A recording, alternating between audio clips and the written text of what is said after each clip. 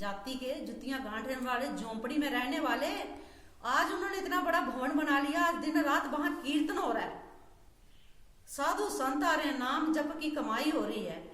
तो जे अपूजनीय है, अशुद्ध है, अगर आपके राज्य में इसकी पूजा होगी तो ऐसा ही आपके राज्य में अकाल पड़ जाएगा, मरण शुरू हो जाएगा। राजा ने कहा, बादशाह ने, कि तुरंत रविदास को बुलाओ। जब रविदास को बुलाया तो कहा कि आप ऐसा क्यों करते हैं? तो रविदास ने बोला, मैं खुद नहीं करता, मेरे से ईश्वर करवाता है। पंडित बोलते, तू ही रह गया, तेरे से ईश्वर करवाता है?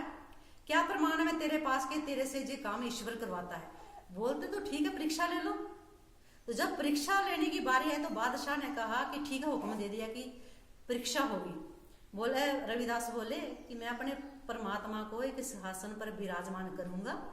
तो पंडित अपना उच्चारण, मंत्र उच्चारण करें, 1 घंटा, 2 घंटे, 3 घंटे, जितनी भी इच्छा हो। अगर सिंहासन सहित भगवान पंडित की गोदी में बैठ जाएंगे तो हम ये सेवा छोड़ देंगे। तो पंडितों ने वैसा ही किया।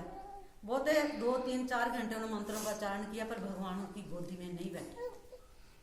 तो बादशाह ने कहा, फिर रविदास को हुक्म दिया कि रविदास, अब आप बुलाओ अपने भगवान को।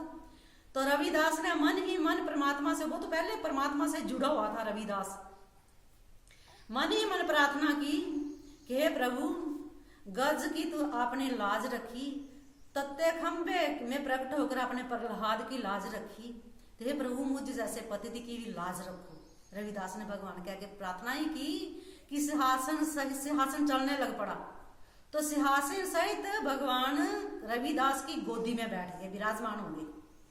तो फिर उन पंडितों ने नतमस्तक होकर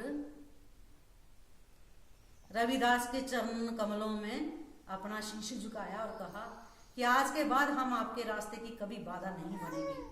तो जब मार्ग जो होता है ना ईश्वर का, जो ईश्वर के प्यारे होते हैं, जो खुद ही इंसान के बीच बैठकर उल्टी मति बनाकर उसकी परीक्षा लेते हैं। बोलते हैं विरोधियों के डंडे से, निंदा करने वाले डंडों से ही मालिक के प्यारे का ध्वज फहराता है। अगर जो डंडे ना पड़े, जो विरोध ना करें, तो मालिक के प्यारों का जो ध्वज जो कभी भी फहरा नहीं सकता। जो बिल्कुल सत्य बात है, जो सत्य मार्ग पर चलता है। तो ऐसी महान हस्तियों की ऐसी ऐसी परीक्षाएं होती हैं, पर वो जान जाते हैं कि जब जिस मार्ग पे हम चल पड़ेंगे ना, तो फिर यही अब मन में आता है कि हे प्रभु, अब तो तेरे समर्पित हो गए हैं, तेरे शरणागति हो रही है, अब जो कुछ भी हमारे साथ हो रहा है वो आपकी इच्छा है। जो आपकी इच्छा के विरुद्ध नहीं हो रहा, चाहे उल्टा हो रहा, सीधा हो रहा है, जो सब आपकी इच्छा के अनुसार ही हो रहा है। तो ऐसा समझ कर मालिक के प्यारे भीतर से कभी भी डामाडोल नहीं होते। वो अपना पथ कभी नहीं छोड़ते, वो अपना कर्म कभी नहीं छोड़ते, वो अपना सतमार्ग कभी नहीं छोड़ते। चाहे कैसी भी व्यवस्था हो, कैसी भी स्थिति हो, कैसी भी परिस्थिति हो, तो वो मार्ग कभी नहीं छोड़ते। क्यों नहीं छोड़ते? क्योंकि वो शरणागति हो गए हैं।